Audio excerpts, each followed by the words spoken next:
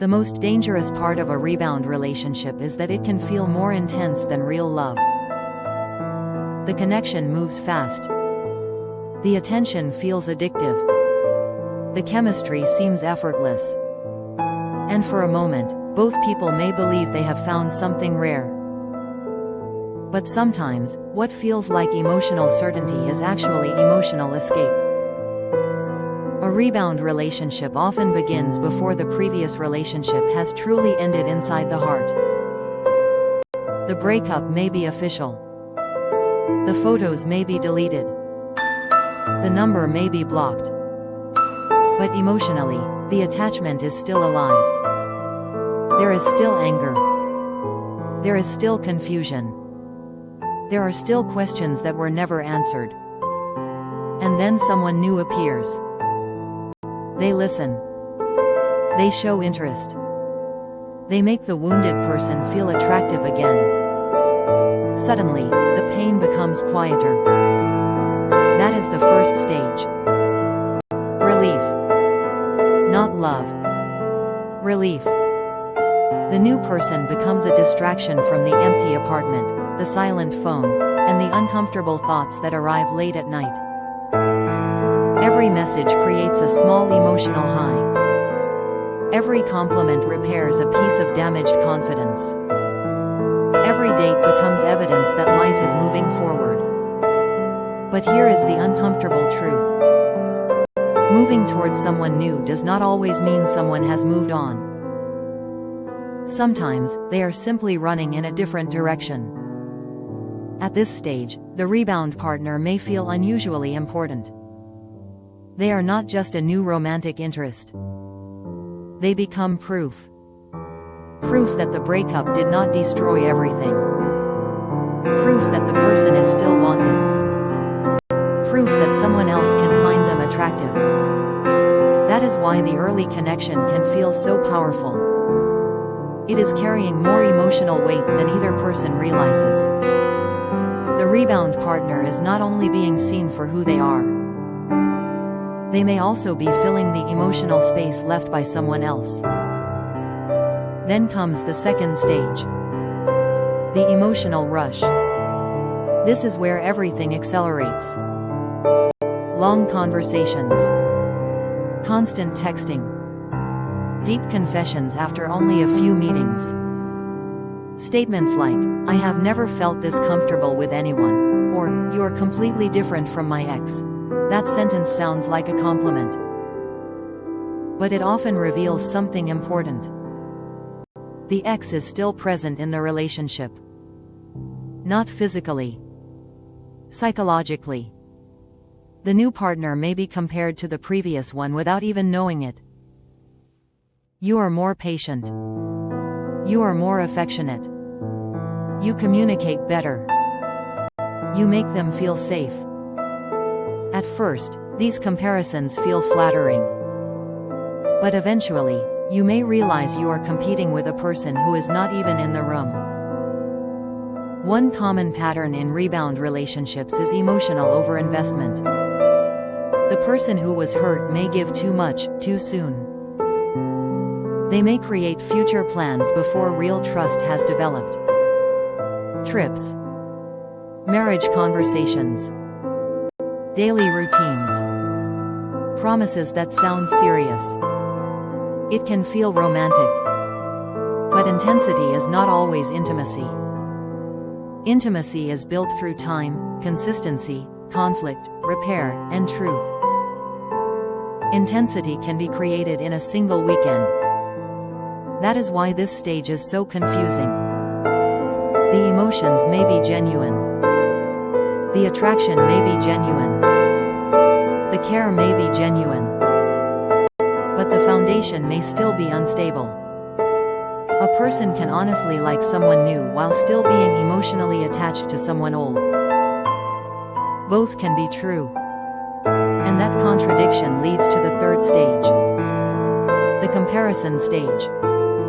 At first, the new person was perfect because they were different. Now, small differences begin to feel irritating. The rebound partner does not text the same way. They do not show affection the same way. They do not understand certain emotional wounds. They may be healthier than the ex. But healthy can feel unfamiliar. And unfamiliar can feel less exciting. This is where the past starts becoming romanticized. The mind has a strange habit.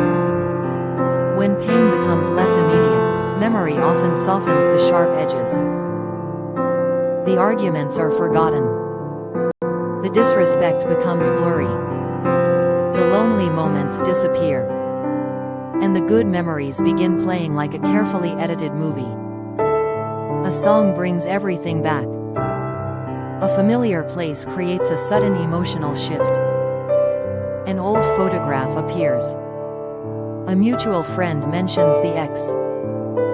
And suddenly, the rebound relationship feels less certain. The new partner may notice the change. Replies become slower. Affection becomes inconsistent. The person who once wanted constant closeness now asks for space.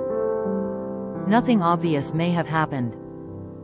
But something has changed internally. This is often the moment when the rebound partner starts blaming themselves. Was I too available? Did I say something wrong? Am I becoming boring? Should I try harder? That question can become a trap. Because when someone begins pulling away, the natural reaction is often to chase. More messages. More reassurance. More affection. More effort. But emotional pressure does not heal unresolved grief. It usually exposes it. The fourth stage is emotional conflict. The person in the rebound begins to realize that the new relationship did not erase the old pain. It only delayed it. Now the emotions return. Grief, anger, regret, guilt, sometimes even hope that the previous relationship could be repaired. This does not necessarily mean they want the ex back. It may simply mean they never processed what happened. There is a difference between missing someone and missing who you were before they hurt you. There is a difference between wanting a person back and wanting closure. But when emotions are unprocessed, those differences are hard to see. The rebound partner may now receive mixed signals. One day, there is warmth. The next day, distance. One week, the relationship feels serious. The next week, they hear, "I do not know what I want." That sentence hurts because it changes the entire story. The person who seems so certain is now uncertain. The future that felt close suddenly disappears. And here is where emotional maturity becomes essential. Mixed signals are not an invitation to prove your value. They are information. They tell you the other person may not have the emotional capacity to offer consistency right now. That does not make them evil. It does not make you unlovable. It means the timing, healing, and emotional readiness may not be aligned. Many people stay during this stage because they remember the beginning. They keep waiting for the intense, affectionate version of the person to return. They believe the connection is still there underneath the confusion. Maybe it is. But a healthy relationship cannot survive on potential alone. You cannot build security around someone's best moments while ignoring their repeated absence. Then comes the fifth stage. The decision. Some rebound relationships end suddenly. The person withdraws. They reconnect with the ex. They say they need to be alone. Or they admit they entered the relationship too quickly. The ending can feel brutal because the relationship began with so much certainty.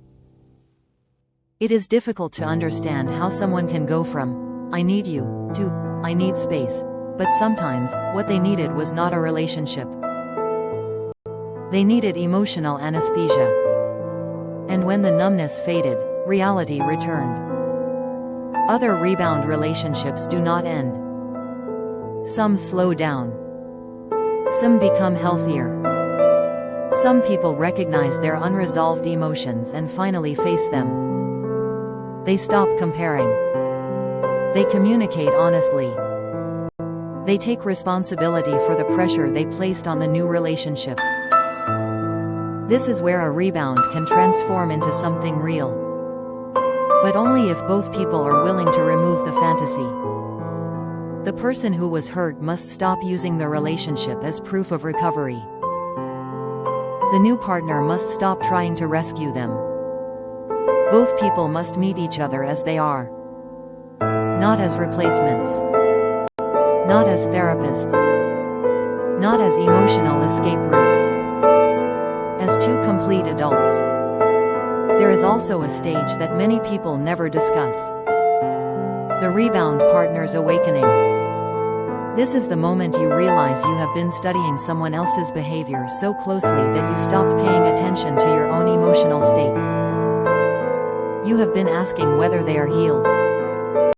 But are you feeling respected? You have been wondering whether they will choose you. But are you choosing yourself? You have been trying to understand their confusion. But what is their confusion doing to your peace? Compassion is important. Patience is important. Understanding someone's wounds can create deeper connection.